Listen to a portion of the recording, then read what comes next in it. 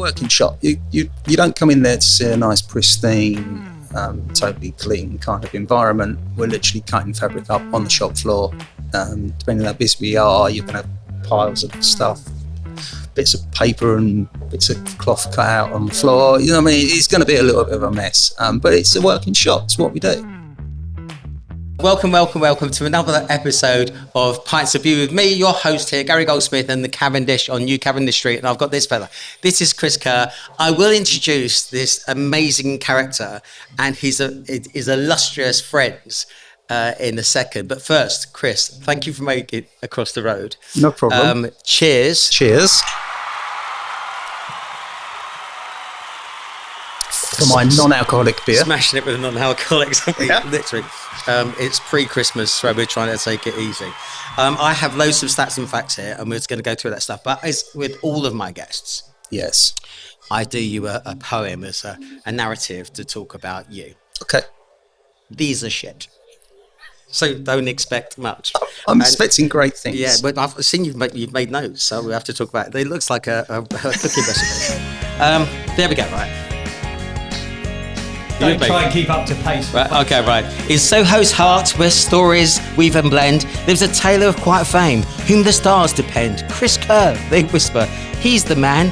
For elite and rams like me, we're all massive fans. In the world of film, his stitches find a place, creating signature piece. Fucking hell. BCCs with utmost grace. Tom Cruise, Hugh Laurie, and Graham Norton too. His bespoke suit is Don the Glitterati.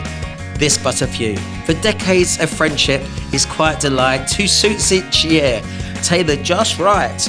A man so dear, a bond that never grows old, a generous soul, his kindness is bold. Chris Kerr, the man, with threads in his hand, in Soho's rhythm, he'll forever stand. A tailor, a friend, through years untold, Chris is talented and lovely, you will behold!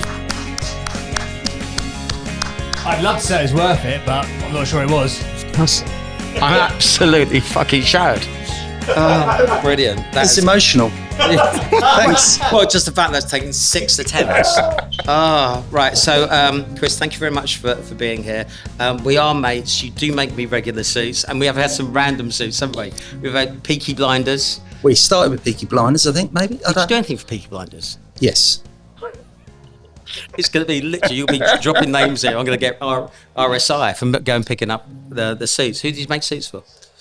Can't remember their names now. Killian? Not Killian, no. Killian had all his things made in Ireland. Oh, right, of course he would. Yeah. But other people, let's just say. Sam Neill, remember Sam Neill? Oh. In the first couple of series. Nice. Yeah. He was a nice guy. When you do all this stuff for films, I'm guessing that you're always in, you have to go and measure them because that's the nature of bespoke. I mean, you're not getting measurements from random, are you? No, well, sometimes film people will measure themselves because time is of the essence. And, right. They've got... That is never 12 inches. That is never 12 inches. Right, so I've gone to, I know a little bit. Yeah. But I went to ChatGPT and we've already had a row about this. Yeah. So let's talk about this. Okay. You're second generation of a tailor in Soho. Yes, second generation. We are going to frig when we do alphabet soup to talk about your dad. So we'll leave that one there. So we can talk about Brad Pitt. We can talk about Johnny Depp. We can talk about Nick Cave.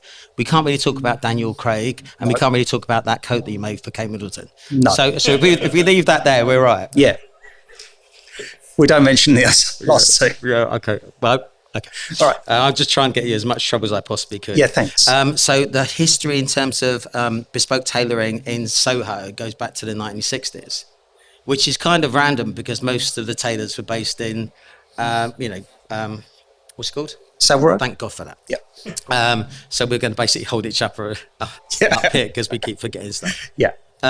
It says here you're a bit of a maverick and you're not afraid to make change.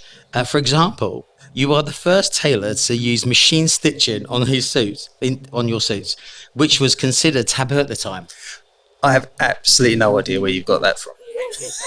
At all. Brilliant. Well, but congratulations on that. Thank you. Yeah, that's the stuff I win awards for. I like to be groundbreaking, but not that. So you've done some work with Brad Pitt. You made Yeah. that iconic suit, so the iconic grey shiny suit that was in Fight Club. Allegedly, yes. So the word I can't use here is Yes. exclusively do things for people. No, we don't want exclusive because there's a broad spectrum. Well, they of get their clothes pants that elsewhere, but they do stuff. You did the black suit that Johnny Depp wore on the 2013 Academy Awards. Yes. You made the jacket that Nick Cave wore on his album cover for Skeleton Tree. Yes. You did lots of work on The Kingsman. Yes. You do loads of work for Mission Impossible Yes. and for Tom. Yes. So can we talk about the cake? We can talk about Christmas cake. I think we could talk about the cake. We could talk about the cake. Downton Abbey. Yes, Downton Abbey. Lots of Downton Abbey. Lots of Downton Abbey. So actually, there's not just one theme. No. Pennyworth, Pennyworth, yes. which is the Best thing on TV no one's ever seen. I've seen it, and I've seen every series. I thought it was absolutely brilliant. I think you make an incredibly brilliant James Bond. Yep. Right. So, and obviously, you've made for me my Officer and a Gentleman. Oh my God. What was I thinking? What were you thinking? And why did I say yes? And then it's the first time I was actually sober at my awards on stage, and then fell off and broke my ankle, and then carried on getting up and down the stage for like 2 hours. Then it was straight to A&E. But I looked amazed as I walked in hobbling into A&E, and they said we should cut your trousers. I went, don't you dare. These are brand new and very, very expensive. Yeah. Why don't we start with how on earth did you get into the schmutter thing? Should we leave that to when we talk about your dad? Yeah, because actually it's family business. Yeah, it's a family business. Should we talk about then the whole celebrity piece? The celebrity thing. Yeah. How on earth did you get known? Because you're a shop off the back streets of Soho. Yeah. You're not. It's not like a big Tom Ford shop or somewhere. No. It's you've got to know you. Yeah. I mean, where did that happen? Where do you think these people are hanging out then? I mean, that's okay. Is that right? No, to a degree, it's come from we know a lot of costume designers and stylists, people that work in that business. And within the area where our shop is, historically, there's always been a lot of fabric shops, right, as well as people like us, a lot of workshops where people actually make things, even for the big shops like Savile Row and things like that. Soho's always been a sort of centre for the actual creativeness of a lot of that. So a lot of designers and stylists would often come to Berwick Street or come to Soho to source fabrics, get inspiration, that sort of thing. And so in that world of schmutter, is it word of mouth? Is everyone talking to everyone? Yeah, a lot of that. It's a lot of that. Advertising is one thing, but I think when you're looking for someone to make something for you, I think you normally go and ask someone that's had something like, where would you go? Where do you go? And that's how it kind of grew. So I love some of the stories. So like when I'm in there trying stuff on, there's Graham Norton suits. And I can always spot a Graham Norton suit. You're right. And then within 10 minutes, you're actually seeing it on TV on a Friday night. Yeah. How did that relationship ever come about? Because it's not exclusive, but you do a lot of work for it. No, it's not exclusive. They work, they buy a lot of things as well. But we have, in the past, we used to make a lot for Graham. And I guess he has a stylist, and the stylist is always looking for something new. And she, in that, what I've just said, she would come to Berwick Street to look for fabrics. And there we were, can you make this? And it's also about putting, back in the day when Dad had the shop and it was exclusive to him, he would put something, a little bit off the wall in the window. And that would just drag people in. Like your model's got a dog's head on it. Yeah, exactly. And it gets people in. And, you can put like a bright pink velvet jacket on that and someone will come in and they'll have a navy suit. Do you know what I mean? But that's it's just catching the eye of people walking past. Exactly. So I've been in the shop. So one of my great friends, I bought his dinner suit for his wedding. Yes. And I've rocked up at silly o'clock in the morning, like 9 o'clock, and I bought a magnum of champagne and thinking it's supposed to be an experience. And then there's Hugh Laurie with his kids getting suits for weddings. Also for his son's wedding, Yeah, and it's just one of those offering people champagne at 9 o'clock in the morning, and they were just looking at him and going, No, he's incredibly posh on and off screen. I think it was only because he came on his motorbike, and I don't think the champagne would have gone down well. And what's the kind of split between the celebrity element and the film work versus Joe Public like me? It's kind of, it's fluid.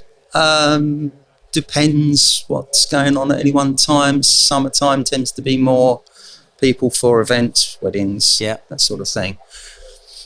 Film seems to be a little bit seasonal. They all seem to want to start at the same time. So normally September is a time when a lot of film productions seem to be setting up. I've been with you at the Ivy, and Yes. we were just talking about, and I said,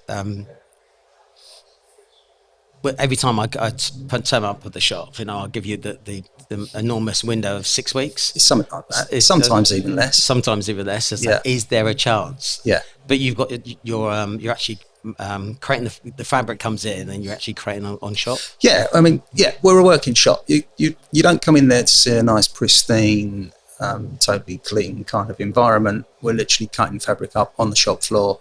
Depending on how busy we are, you're going to have piles of stuff, bits of paper and bits of cloth cut out on the floor. You know what I mean? It's going to be a little bit of a mess, but it's a working shop. It's what we do.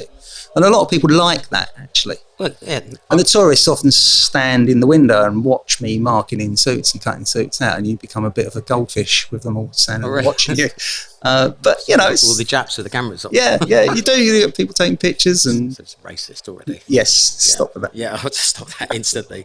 How did the relationship with Thomas Crowles, as I said before, As you said. Tom Cruise, how did that come about? That came around purely by knowing a costume designer again. That came out of 2020 pandemic. Right. Sitting at home with nothing to do, and get a phone call from a costume designer that I know saying I'm about to start on Mission Impossible. They sort of closed. They had a designer. Everyone went back to America. I think the designer wasn't going to come back and do it. She took over. I know her. She said, I just need a number of suits made for him. Do you want to come back? And that was the one thing that was the first thing I came back to work for during the 2020. That's pretty cool. Yeah. But he's got this Christmas cake thing, isn't he? Is it 100 cakes he sends out a year? Not sure how many it is. It's either 100 or 200. I can't remember what the actual numbers are, but they're a specific cake from a specific baker's deli, whatever you want to call it, in Beverly Hills, and he sends them out to people. So that's a pretty elite list to be on Tom Cruise's cake list. I mean, that's quite I found it quite hilarious, that this 7 Series BM turned up outside one day with a cake in a box for me. A little card. And a little card. Oh, isn't that brilliant? To Chris, love Tom. Is that Merry Christmas? Not entirely sure he wrote it, but, Well, he definitely didn't cut the cake. No, the sentiment was there, though. And, it was quite a moment, really. It was quite strange. But to be fair, like Tom is all around the world. Is he one of those celebs that just sometimes sends a plane and it got to be somewhere really sharpish? No, not for me. That's Right. that's taken a bit far. But the cake, the cakes must have come over on a plane, mustn't they? Okay. But you are doing work. I mean, you are measuring up pretty much everywhere. I mean, you're I have been just about everywhere to see actors. That's the and do Marlowe lie things. detector, by the way. So, okay. so you probably did actually get in Tom's plane, but you're just not going to tell us. I'm not saying that. No. So tell us about the Kingsman. Did you get the joy of making that wicked orange jacket? No, the orange one was made by Huntsman's on Savile Row. We did a lot of things in and around that for various people. I mean, they must have made an absolute fortune, because I went to buy that at Huntsman. Yeah. And it was touching $7,000. Yeah. And then I've got colours. I think I've got gold and red and another one. Can't remember the colours of them. Yeah. And they probably didn't cost that across all of them, but they are weapons of suits. Yeah. That's right. The reason for getting a bespoke suit is because apparently I've got very old shoulders. Yeah, you're a funny shaped guy. If you don't mind me saying. Do you know what? You're an absolute bastard. Thanks. Yeah, because we had you're Jamesy, you're like this, right? So I went once, and I might have been on one of my sort of pretty fat sides, And, he just looks at me and goes, oh, it's a skinny suit. But generally goes, oh, it's a fat suit. So we had this conversation about we either go over or under. So you either you go under the belly and then basically get a happy face, or you go over the belly and it's up here and you look like the penguin from the old James Bond films. So I've got one of each, and I've got to say, the over is not a fucking look. It's not. You can never take that jacket off because you look like an absolute prick. Yeah. but apparently it was my fault. So Definitely not my fault. and then you got Dean on the other side. Yeah, because you always come with Dean, don't you? So Well, it's always going to be He was like, and always turns up with Depp. Yeah. I mean, that's how it works. I know, and you turn up with Dean, and Dean's like a With Tom Cruise. like a miniature person. Once upon no, he actually said once upon a time. You said the suits that Tom rejects, they actually properly fit you, Dean. So we can probably do a deal with them. And Dean's still waiting. And he keeps talking about it. I just think it'd be brilliant. Tell me some of the stories about some of the stuff. Oh, tell me about Downton Abbey, because generally when I say bubbly, fun, Yeah. enjoying life, always ridiculously busy. Yeah. And then when Downton season happens, it's a different you. It's knackered, Yeah. massive Louis Vuittons under each eye. Yeah. You look proper beaten up because that's a lot Thanks. of suitage. Oh, yeah, Thanks. love you. Yeah. So it's obviously not Downton season right now. But when that happens, that's a lot of suits to get out what is a relatively small enterprise. Yeah, the last two films that have obviously gone to film now, haven't they? Yeah. Have been pretty full on for us. We're not saying, yeah. Pretty full on. No idea. Yeah. It's an amount, and there's a schedule, and you have to stick to the schedule. And when as you're in prep and you're running up to them starting to film, time seems to go quite slowly, and as soon as they hit right, it's go time, then So it was relentless. So how does this But stuff- it was great. It's a great job to get, and it's obviously it's period clothing. It's not modern clothing, so it's cut in a different manner. So do you have to do the research for this to make it something that's of period but works on screen? Is there a compromise to be made with that stuff? There is a slight compromise. The designer normally does the research. Okay. We're there to help and advise, and and suggest and put our point across as well for the period. But So the shoot's quite a long period of time. yeah, How do you make sure that they don't change shape? Because within that period of time of a film shoot, I could I could lose 2 stone or gain 2 stone. I mean, how do you? Because once you deliver the suit, yeah, I mean, it's going to where is it, Pinewood, or it could Yeah. be going anywhere. yeah. I mean, you can't be you're supposed to be making them, and you go over there altering them. How does it physically work? That can happen. It can happen. Things do change. They don't generally change as much as you obviously can. Mr. Blobby. They're working actors. I think they know to try and stay the same for such a period. Obviously, in the lead up to everything, everyone says they're going to lose weight. Any wedding, Really? any event, really? anything. And do they? You say it to me. Everyone says it to me. I want this, but I'm going to lose some weight. They're rappers, right? Hardly ever. But if you're working with films, I'm guessing that nothing runs to schedule, so you could be sat there, marking time, sitting there for hours. What, waiting to see people? Yeah. Yeah, I mean, that's a big part of working on film is the hurry up and wait. They hurry up to get you there, and then you can sit there for hours to wait, or you literally arrive, you're ushered in, you do your thing. 15 minutes later, you're in the car on the way back into town. Oh, that's perfect. There's both. I'm guessing you have to balance all this and build this into your pricing strategy, thinking, I really want the work, it's lovely to be associated with, but fuck me, that's going to be fucking hard work. Yeah, there's a lot of that. But it's good fun. Yeah, of course. What's how are you with people like Brad Pitt? So, I mean, he's got a different look for everything that he does. Yeah, I mean, I only specifically did one movie with him. What was that?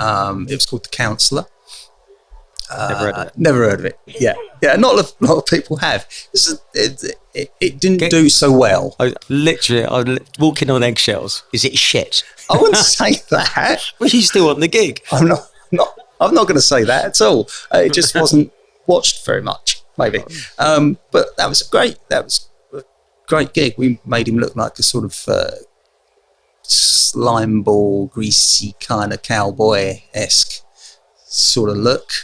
And he loved it. He was well into it. So have you got this massive library of design books and going back in history and clothes, and you spend lots of time with the V&A just looking about and Yeah, I've what's got going lots, on? got lots of books, got lots of imagery, and obviously, as I said, designers come with imagery, They've got mood ideas. boards, things like this, and they've got ideas, and we sit there, we go through fabrics, we find things that are suitable for what it is they want, and it builds from there. Ultimately, I am beholden to the costume designer, and we're the guys that do. And they come and tell you pretty much what they want. Yeah. Yeah. And when did you ever have to push back and just say unrealistic time frame, or Yes, or that has happened. do you just work 24/7? Yeah, sometimes we do. Me and my little team, they will often work ridiculous hours when we're in the middle of something. But is it worth it? Is it fun? Is that It's fun. I think at the time when you've got your head in it, and it's a bit, it can be a bit wearing, can't it? It can be a bit all-consuming. But once you can see the light at the end of the tunnel, and you're getting there, when it's done, obviously you can sit back with a certain amount of pride, and especially when you see things on the big screen. Do you ever get to go to the premieres because you're the schmuck man? No. That's for heads of department, not for people like me. You are head of department, aren't you? I'm head of my department. So let's talk about some of the other stuff that you've been doing. So, so Pennyworth, Yes. which is, how do we describe it? It's, for those who haven't seen it, it's late 60s, early 70s. 60s. First couple of series were in the 60s. It was a great. What a look as well. I mean, Great it's look. almost like Great period. Ronnie and Reggie meets the Rat Pack. It's proper look. Yeah, so it's sort of imaginary 60s London, with this kind of sci-fi twist to it. And I think third season it migrated into the 70s, which is in itself is another great look, isn't it? So, and obviously a very different look. And so do you get people who come in who just have a style about them, who just says, I want to look Rat Pack-ish? Anything I do, can you create something that's like that, and you end up doing season after season after season? Yeah. I mean, that's exactly that's certainly what it was with the Pennyworth job. Yeah. But I think because of where we are, being in Soho in London, the heritage of the business comes from the 60s. We're kind of known for that look. Anyway, so it was a perfect job. Well, you're on Berwick Street, aren't you? We're on Berwick Street, which is sick. You got the old markets, you got the sticky floor up next to you. Yeah, which is really funny. But all the way down, you've got record shops and barbers and mod shops. It's got a proper little vibe about it. It's got a little stench of 60s London about it. That's right. There is a stench. Should we go for vibe? Vibe. Let's go for vibe. It's a vibe. I mean, the area is being regenerated. It is slowly being sanitised a little bit from what it was. Gentrified, a bit gentrified, as everywhere is these days. But I think Soho does want to hang on to that kind of small village, if you like, community kind of atmosphere within a big city, with independent shops, independent vendors doing independent things. Now, I'm guessing you got some stories about some of these films. There's a few. So with all the jobs and you're a proper jobbing tailor. Yeah. I'm part of the nuts and bolts of the business. It is. Yeah, I've every time I walk in, you're chalking up. It was all cutting material with. I mean, you've got all weapons grades. Toolkit of scissors. I mean, cheers, please, darling. Cheers. Fuck's sakes! Right, we're an inch away from a sheep there. Has it taken you around the world? Yeah, I've been to a lot of places to see actors, visit. Give us a clue. Films. Give us a clue. One of my earliest trips was on Da Vinci Code, believe it or not. With Tom Hanks. Did you make that suit for him from Big? Is that one of your early attempts? No, not that. Not that. But that was quite an interesting job, in as much as the whole film takes place within 2 days or something, doesn't it? And it literally wears the same thing throughout the whole film. How many of them do you have to make? I think offhand, I mean, it was sort of early 2000s, so I think it was about 10, 12, 15, somewhere along them lines, Wow. of exactly the same thing.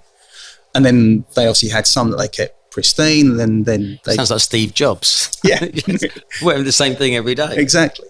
And then they gradually got more and more broken down, looking more and more dishevelled as the film went on. So... No, I didn't notice that about the... No, well, that's part of the movie magic, isn't it? That the costume department They do that stuff. do that and deal with. You know, I mean, classically, the other day someone sent me something back just to check with someone, check with an actor. So I've got to be very vague, so I can't mention anything about this one. NDA. Cage coat. Shush. And literally to recheck some sizes, just check that the suits fit, and they looked okay because they want to start again after the strikes. And whilst they still fitted, they looked a little bit, you know, like they've been in a box. Yeah, greased up. For 4 months. Yeah. Sort of thing. Oh, right. And I So you said, just "Do you press want-" them? Or No, do them this is it. again? I said, do you want me to get them pressed up and look nice? And they actually went, no, do not touch them. They're supposed to look like that. Do you know what I mean? So that's part of that breaking down world, when, you know, you sometimes see things you made on screen and think, oh, actually, what have they done to that now? That looked nice when it left. What was Tom like? Hanks, Yeah. lovely man. Yeah, really, Do you know, really genuinely nice man. We saw him here in London at Shepperton, I believe, for the first original fittings and things, and then the film starts. Does it start and finish in Paris? I don't know. I can't really remember. Which one? Yeah, I think, is it the second Da Vinci Code first. Yeah, one. the first one, Paris. So Yeah. it's in Paris, isn't it? So I travelled to Paris. She was Mary's child, granddaughter. I remember the plot. Okay, you know more about it than I do. I can't remember. Yeah. And so we went to Paris for the last sort of final fit, make sure everything looked as it should. And on the morning, the day I was supposed to fit Tom Hanks was my daughter's birthday.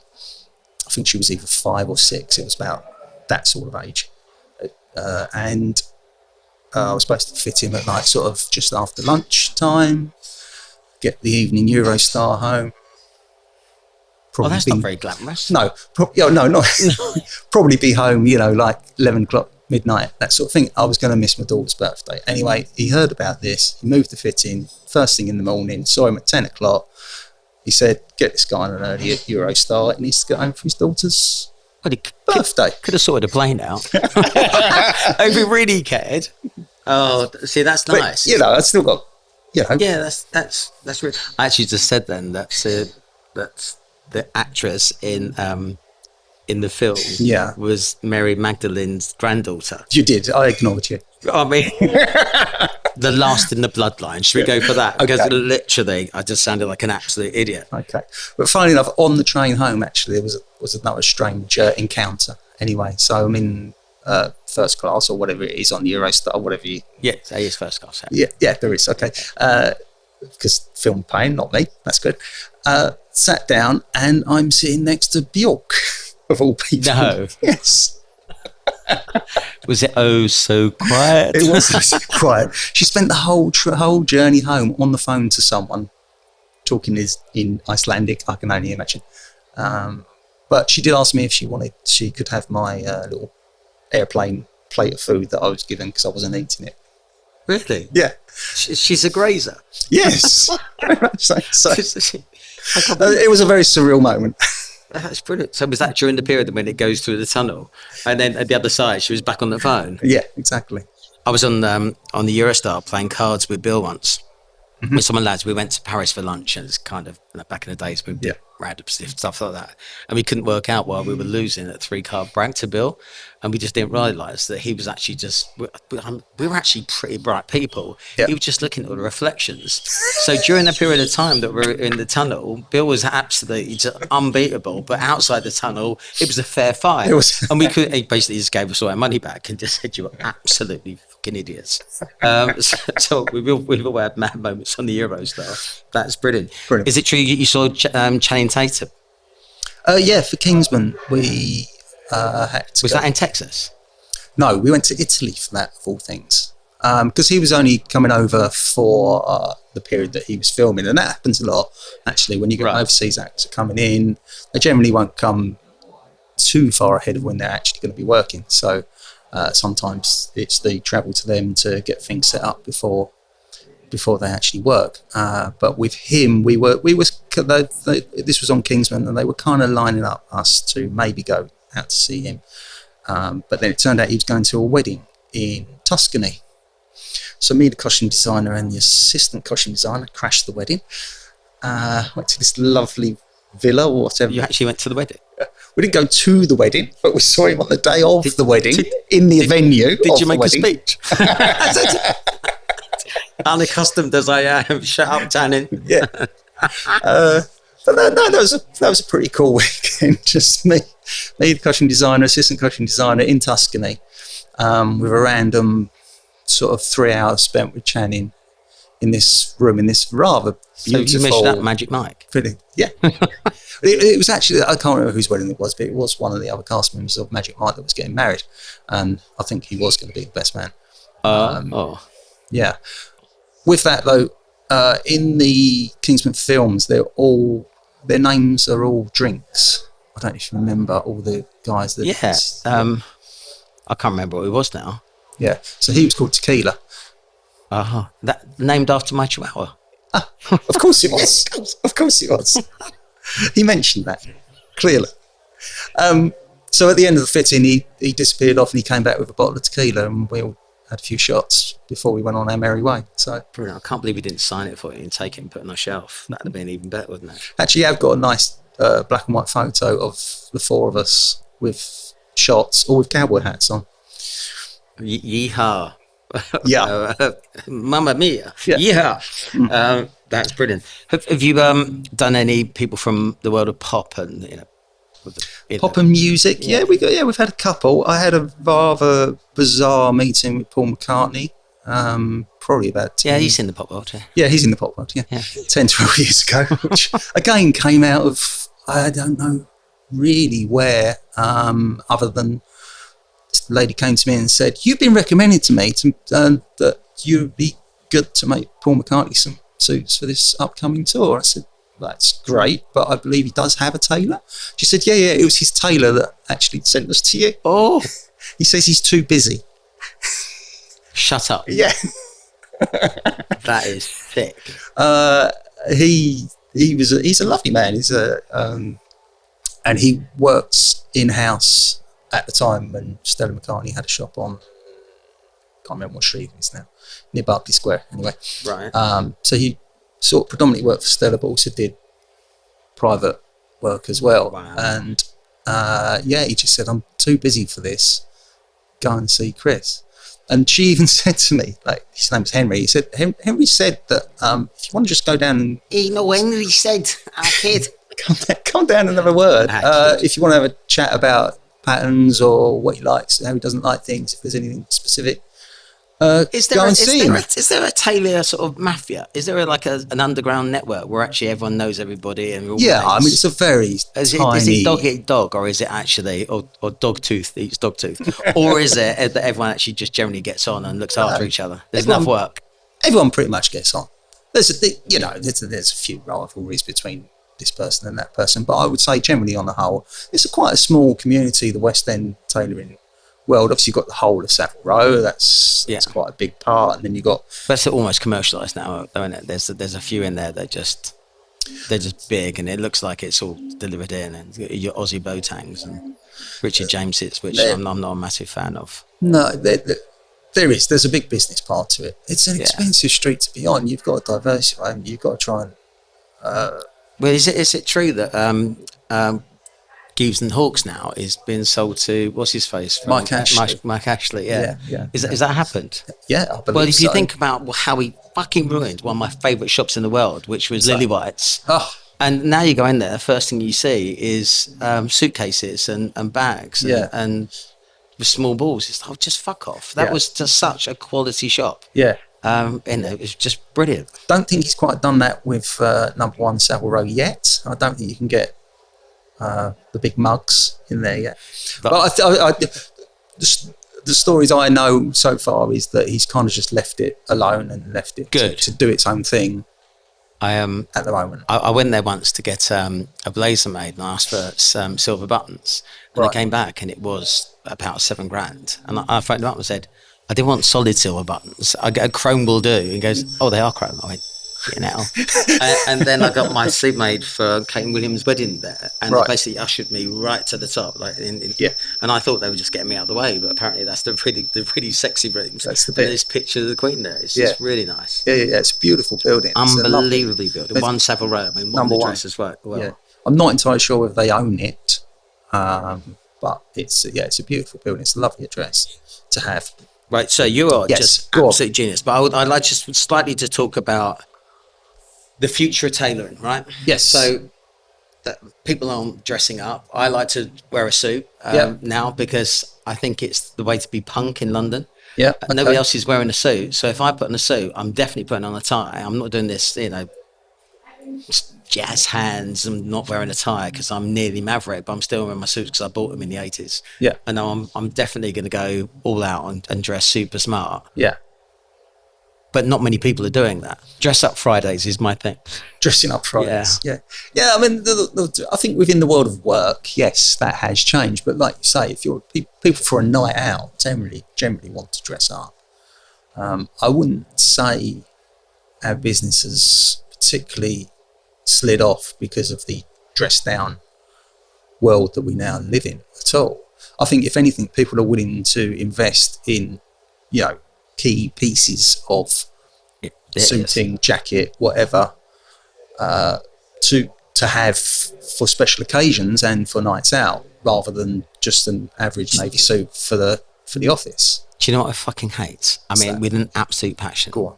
People who basically try, if they have to wear a suit, they wear the shittiest, cheapest suit they can fucking get, and they have no pride in it. Yeah. So you're here in your M&S jacket. Yeah, I know.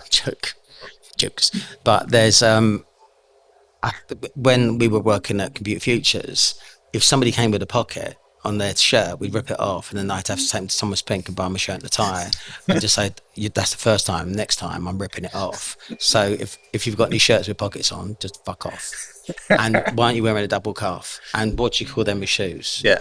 And we basically made people spend the first few quid on trying to look the part. Yeah. If you're going to wear a suit, wear a suit. Yeah. No, I completely agree with you, and I think for the likes of us, for bespoke and proper bespoke tailors, well, I think we're all as busy as ever because people that actually care and people want to look smart are willing to, not just have the £100 suit, they want to spend more. I'm your absolute perfect customer because I've got 3 wardrobes. Yes. I've got my fat wardrobe, I've got my skinny wardrobe, and I've got my possibly either way make that work wardrobe when I'm going through the transition or the change. The change, yes. Yeah, I'm 50. I'm going through the male change. I've got a few people like you that, we make paper patterns, and a lot of people's paper patterns are sort of small rolls of paper that are 2 inches across, and I've got people like you where I've got 6 versions of that. What a dick. What a dick. Should we play some games? Go on then. Brilliant. We've got a new game for you. What's that?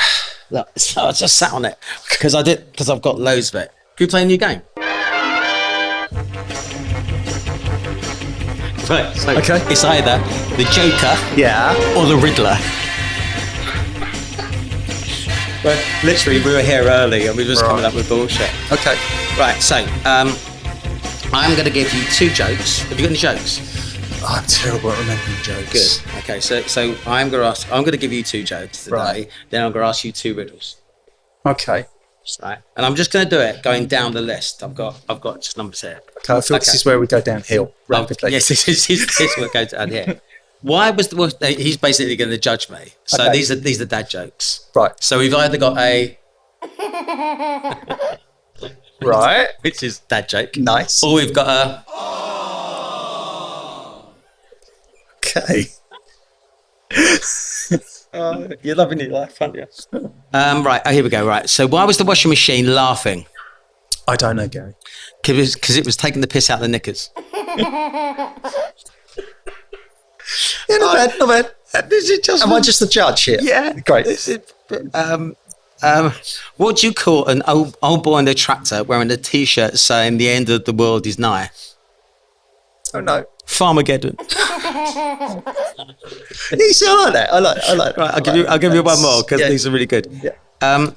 Oh no, that's a riddle. That's really hard. There we go. Why do scientists not trust atoms? I don't know. Because they make up everything. That's 3 out of 3. Okay, that's great. I'm just fucking mixing it now. But I'm very happy with that. Okay, right. Okay, you've done very well. I don't quite know what my okay. part was in there, but riddles. right. Okay. Riddle me this. Okay. That was dramatic. The more you take, the more you leave behind. What am I? Oh my God. Oh, that's good, isn't it?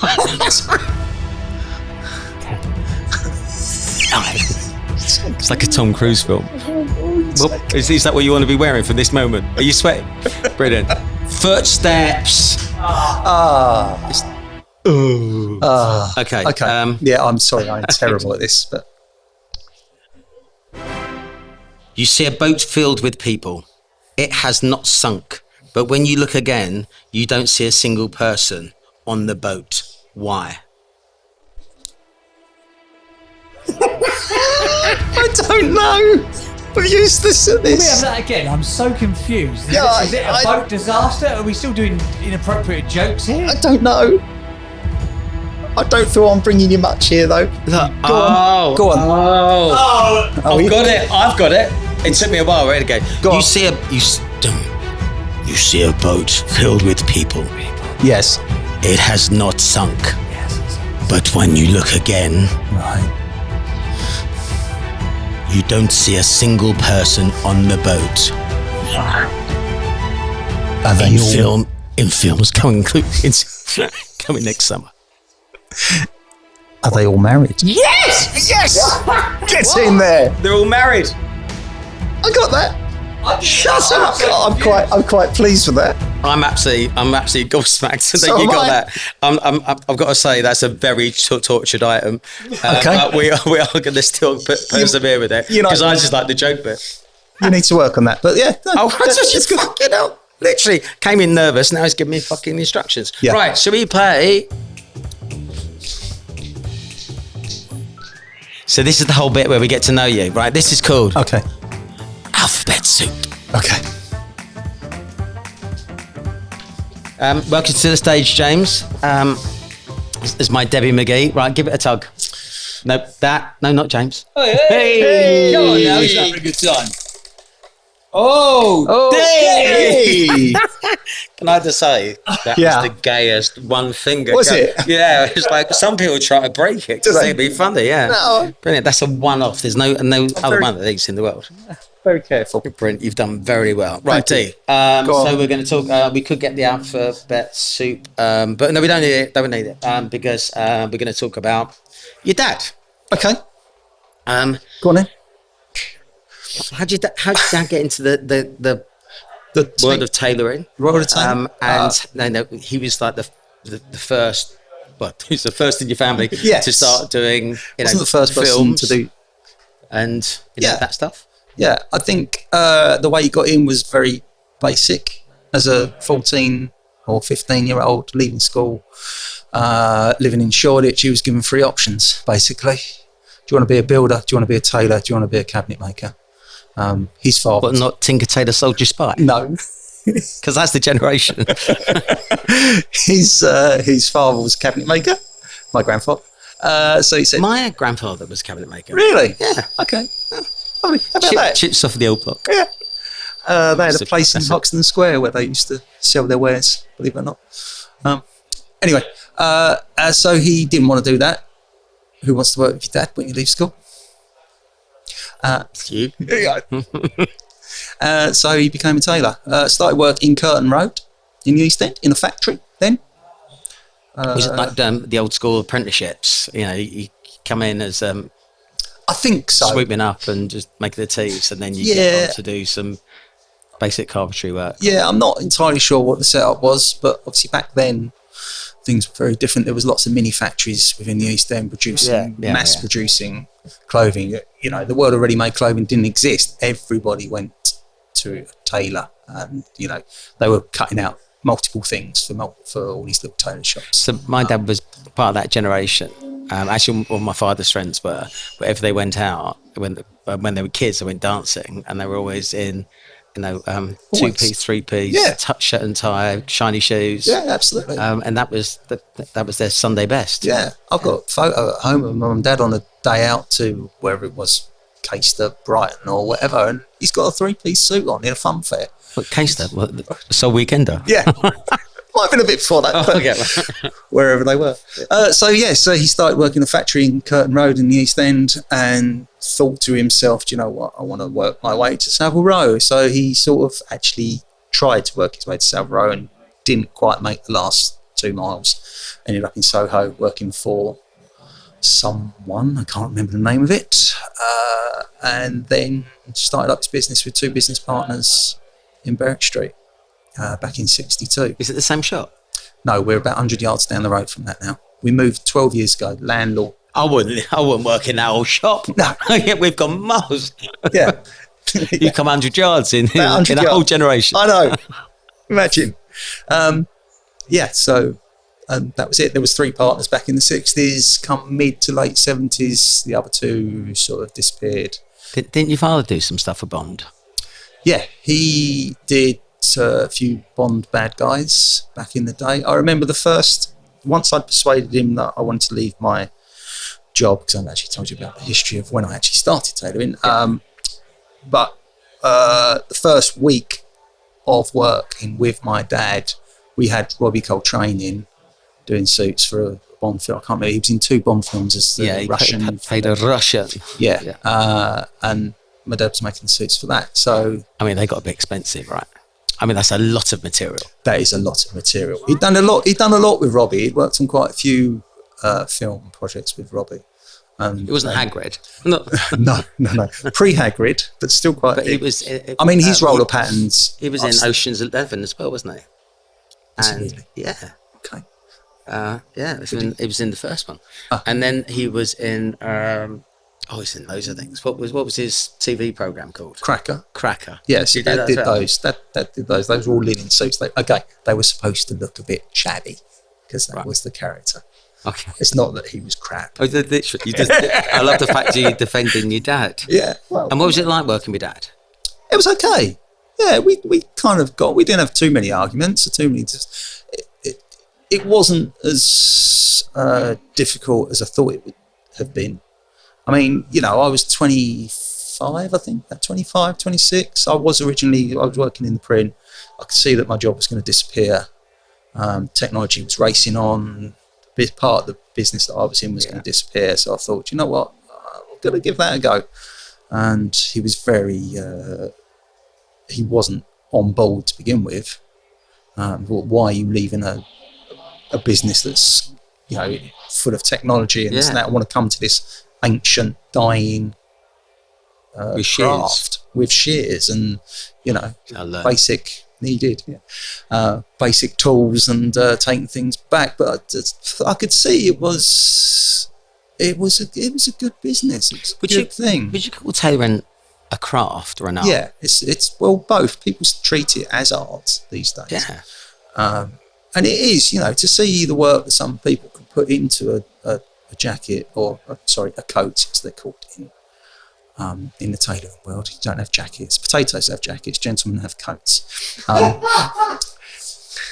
Literally, I wasn't expecting that. Was you not? But literally, he just absolutely smashed me in the face. I was just intrigued. I was leaning in. It's like he just literally just punched me in the face. You know, it is art. It is art. You see, you can't see most of it. It's on the inside. But Christ, the work that goes into some of these things is incredible, and the care.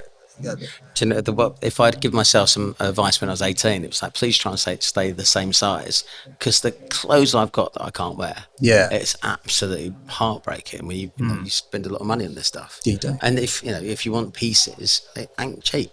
No, no, absolutely not. Absolutely not. But you know, the hours are put in. You know, you're not just buying something that's made randomly in a factory, there's 600 of them in the world. Yeah. Do you know what I mean? You've got a one-off piece for you. It's, it takes time, it takes effort. It's, someone's blood, sweat and tears have gone into that. So, so you should jolly well pay. Do you know what? I feel like the atmosphere's just changed it there. Okay. It's brilliant. Where should we go, Skipper?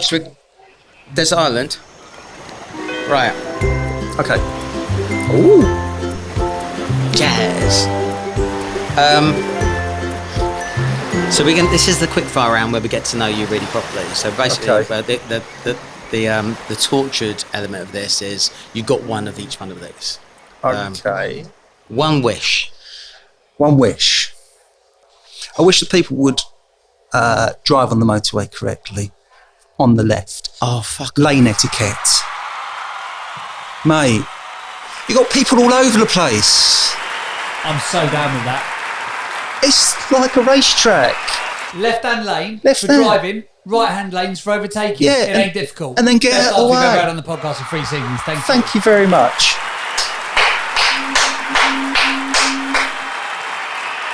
Goldsmith. I am without doubt the world's worst driver. Goldsmith don't care because his driver does all of the overtaking for him.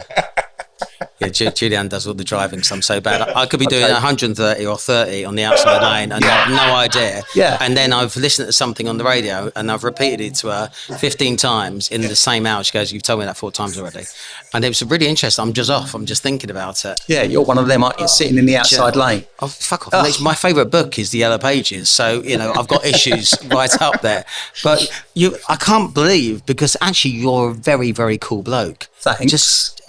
But we can talk about slippers next. I mean, Slippers? what's No, your we're not favourite talking type about of? Is it slippers. moccasins or what do you wear? Do you wear those like heated socks? I mean, that's such It's a not boring about answer. that. Oh, this is supposed to be a quick fire round, but Yeah, go on. I'm just one prediction. Arsenal to win the Premiership. I'm hopeful every year. But Did you see those people? Is it yesterday? Who these 50-year-old blokes who was getting really narky outside a London tube station. Right. And they were picking on some old ladies. And my mate, who's a Spurs fan, yesterday said it's the best thing he's ever seen. He goes, it just basically shows Arsenal for what they really are. But you might win the Premiership, but not for another 10 years. well, It's never going to happen. I mean, Chelsea got a best chance this year. Best moment you've ever had, and you can't say childrenship. best moment I've ever had. In all honesty, in the unmentionable thing, showing my mum pictures of Catherine wearing a coat that we made her. Oh. And then literally, just sort of, not to bring it down, but, she died about a month after that. And I thought, that was good. I was proud of that. She was happy. Do you know what? I nearly said keep it light, but actually that's a really nice thing to say. So I pulled my neck in really fast. Sorry, that's not light. But No, yes. that's give us a hug. Brilliant, love. And I know we're not supposed to talk about Yeah, that. well, no, but, but I feel that in that, that was a moment. And it was good. And she was Uh, happy and she was really proud. Yeah, well, I don't think you've ever tried the coat, but it actually looked wicked because I was in the shop. Yeah. Just as you were doing it. If you could have a do-over, so one thing in your life you think, if I could have, I'd do something slightly different. Don't know. Sport a different clubs. I think maybe I would have tried harder at school, and I know that's a boring answer, but I think my generation. I don't think it's held you back. Well, no, and possibly not. But I don't. Maybe I would have done something else. I don't know. I feel like my generation at school and from where I went to school, it kind of wasn't the thing to do well. Do you know what I mean? It was kind of. I do love environments where it's cool to be good. I kind of get that. I do think though that I hear what you're saying because your business is based on you and your reputation. They want you to make it. Yeah. It's very difficult, Tom Ford has managed it. It's like, but he does design stuff and then other people do it, but it becomes factory and commoditized. Yeah. Whereas what you do is, I phone you up and talk about a button. Exactly. Yeah, and I could talk to people about buttons for 20 minutes, and I got a load of things to do. And running a small artisanal business, if you like ours, it's hard work. It's like the golden handcuffs, isn't it? You are tied to it. You are the person that people want to see. It's difficult, but I don't think people realise when you've got a small business. Like my father was a painter and decorator, right? And this is again very tortured. But when Dad went on holiday with us, it wasn't just the fact of what the holiday was costing; it's the fact he's not earning. Yeah. And it's the same with yourself. If you're not actually generating, it's hard, and then you never take holidays, and then you feel guilty for that, and then you burn yourself out, and then it's really hard. But you're managing yourself brilliantly. Thank you. Go on. One guilty pleasure. Guilty pleasure. ABBA. Love a bit of ABBA. Do you know what? And Fuck off. Jeff Wayne's War of the Worlds. Can't stop listening to it. My kids laugh. My wife takes the piss out of me, but I love it. So this was all about how cool my mates are. Yeah, sorry. Right, I'm just going to let that alone. Have you been to the O2 and seen the show, the ABBA show? No, I haven't yet, but we are. So you're not that big a fan? We are going to go. You're not that big a fan? No. It's like, it's season 4. Yeah, that's rubbish. Yeah, so one rubbish. person you wish you could or would have met? I would say Sir David Attenborough. Better do it quick. Yeah, I know, exactly. Well, exactly. There's no one else like him. And To be fair, he's properly outdone his brother, isn't he? Yeah, absolutely. Yeah, I mean, it's been decades. And we are running out of time if I am going to have anything to do with him, mate. So Yeah. But, you know, the man is a legend. He's, would really love to. To be fair, I just needed a little bit of comfort food, comfort TV. Yeah. And I ended up just watching Planet Earth. It's amazing, isn't it? We've all learned things from him, haven't we? And it would be a great conversation. Funny enough, yesterday I went to London Zoo. What a shithole! Okay. I wouldn't bother ever again. One food type you could eat for the rest of your life. Roast chicken, basic English roast dinner. Me too. All day long. Me too. Yeah. Although my guilty pleasure is a dirty burger. Okay. Outside football. Yeah. And I got one. I came out of Spurs when Chelsea smashed them. Right. Over the week. And as I came out, I didn't see one of those cables, and I've gone over, and it's like rolling, and I've saved the burger.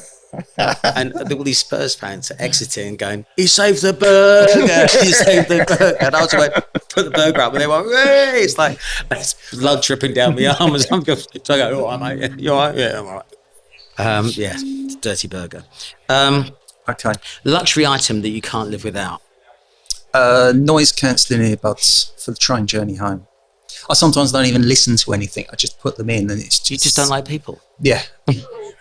Don't like people. We don't talk on the train. I did that when I first came back into work, and I went onto the train my very first day. I was so excited. I went, "Morning!" Goodness me, It's like meerkats. Yeah, you can't do that. No, it's I don't know really weird. Other lines are like that, Right. but South End Victoria line, forget it. Don't talk. Shut up.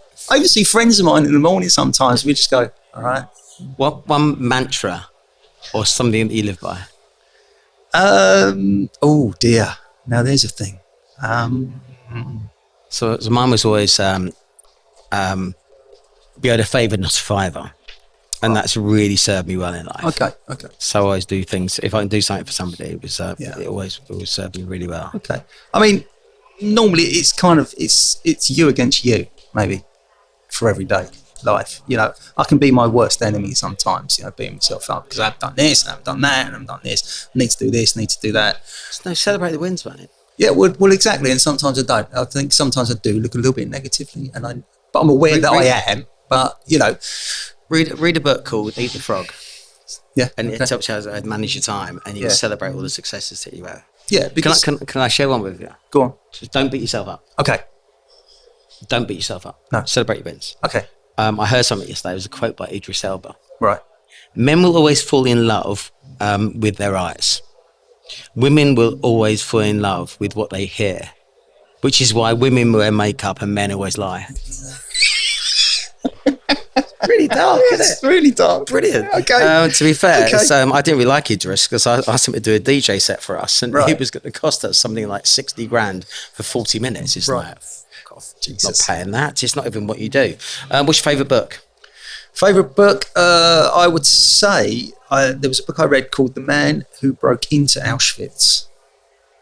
and it's a terrific story about. Sounds it. Yeah, I know. This has all gone very dark, isn't it now? Yeah. But he was a POW, and I think Auschwitz had different sides. There was POW side, and they were because they had to be looked after, didn't they? They weren't being murdered and whatever, and they were fed and things like this. And he befriended some Jewish guys, and they devised a way of swapping places.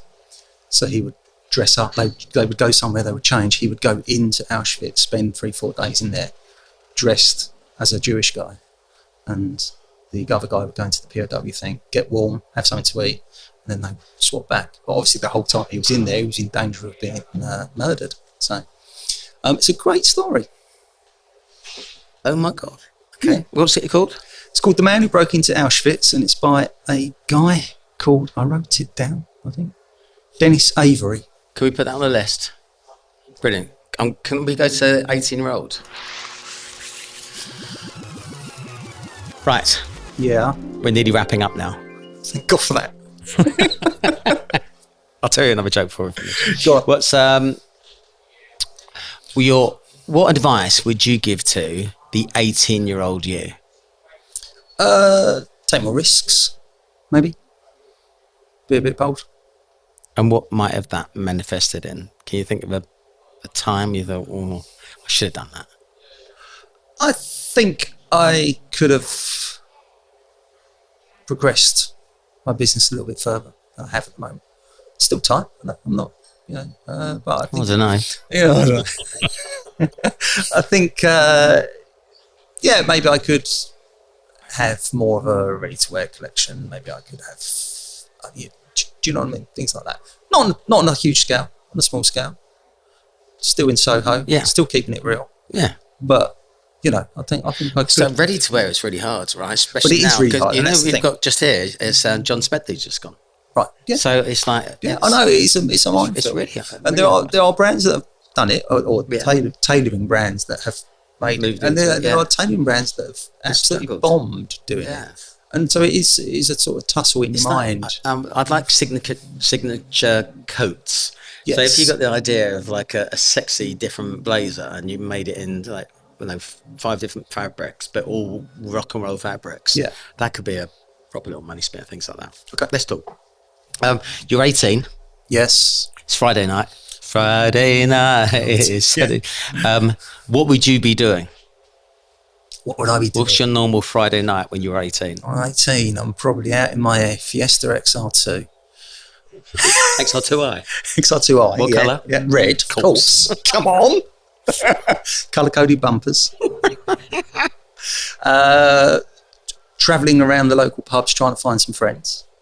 Funny enough, they'd all disappear. Yeah, they'd all disappear. No mobile phones, what's there? No. So you used to have to just go out and find people. Going to the pub, nightclubs. Where did you used to go? Around the South End area, so would have been... Oh, I'm sorry. Yeah, I know. I used to come up to the Strand, the best disco in town. That was really funny. And my mate's XR3i. XR3, oh, okay, all right. It was his dad was an arms dealer, so that's a whole different story. Okay, that's brilliant. Should we just finish with a couple of emergency questions?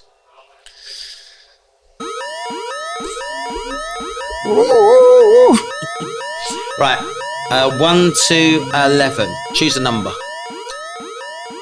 4. Favourite film? Oh, it's going to be fucking German Auschwitz, Escape from Colditz. I mean, it's gonna be... I don't. Oh my God, that's really hard. That is a very hard question because. Okay, good. I could move on, but I won't. No, I know. Okay. The Tailor. Tinker Tailor. So just. How about the original Charlie and the Chocolate Factory? Gene Wilder. Oh, Johnny would be so upset with you. I know, because I worked on the other one, but To be fair, he's fucked himself in court, so they don't give a shit about that. That is a good film. It used to make Christmas for me. It's got great memories. Do you know what I mean? Charlie and the Chocolate Factory on Christmas. Who wrote Chitty Chitty Bang Bang? Who wrote Chitty Chitty Bang Bang? Yeah. Oh my God, I don't know. Go on. Ian Fleming. Really? Yeah, he wrote it for his kids when they were poorly. I mean, it's a bit dark, isn't it? Yeah, it's quite a bit dark. When you go from Cannes to Saint-Tropez, you go past the beach where it all happened. Right. Celery. Oh, I know. Right, okay, give us another number. 6. 1, 2, 3, 4, 5, 6. Okay, no. No. No, No. you're going to ask me that. Oh, most interesting life fact. Christ, most interesting life fact. Yeah. What about me? Yeah. Personal. No, about life. Just about life. So I like things like the Doppler effect. You know, when cars come out, you go, meow. Right, that change in tone is actually, you can actually see it in the change in colour. It's the Doppler effect is the basics behind why we know that the universe is expanding. Okay. And that's because it's in a different colour. Because I think it's going green, because that means it's going away from you. As red, it's coming closer to you. Okay. And that's all based on you can actually hear the Doppler effects as cars come to you and go meow. Oh, wow. Well, allegedly you're as tall as your arm span. Try it. Okay, we do that. Oh, I've got another one for you. Yeah. Oh no, I'll save it for another time. Okay, I'll give it to you. What? Why did James Bond have his martini shaken, not stirred? I have no idea. Cool. I'm absolutely fucking full of them today. You are, aren't you? So apparently, if you stir it, Yeah. if you stir it, Yeah. the layers of vermouth and ice and vodka stay in their layers. Okay. So the vodka stays on the top, so you actually get pissed quicker. But if you shake it, the heavier vodka goes to the bottom, so the ice stays on top, so you're actually drinking water. And it was a true thing that they were taught as spies, that when you're sipping, you're still staying stone cold sober, so you're better to go into action. Okay. Oh, get in. Literally, I've been sober for many days now, and I am a different fella. Are we there, Skip? Fella, it's been an absolute joy and a delight for you. Your stories are magnificent. Your name dropping was off the scale good. Thank you for all the work that you do for me, and you do work on incredibly tight time frames and budget. So thank you for that. But with all of our guests, we love to give them yourself the last word. So is there anything you would like to say to the world? I'm looking at you in horror now. Oh my God, I've said enough. We can just say it's been fun, or you can just say it's been fun. Just anything you want. I don't often talk about things like this unless people ask me, and it's nice to be honest about it from time to time, I guess. Well, let's give the business a little promotion. So, where are you? We're at number 31 Berwick Street. And where can we find you online? At www.chriskerr.com. Did that take a long time to come up with the whole name for the concept? I tell you, that was a big meeting. That was. It was available, it was free, and it was cheap. So it sounds like my second wife. Yeah.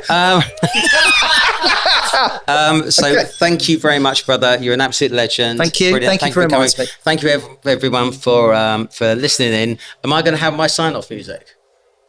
What are you laughing about? Why is he laughing? You haven't earned it after that. It's not a joke. I'm sorry. What? You can't have it. Okay, you can have this instead.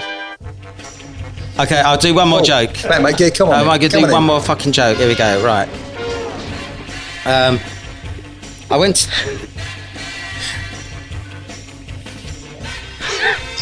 Right, here we go. This is a really good one. I went to the doctor with hearing problems. He said, "Can you describe the symptoms?" I said, "Homer is a fat dude and Marge has blue hair." Thanks, everyone. Speak to you soon.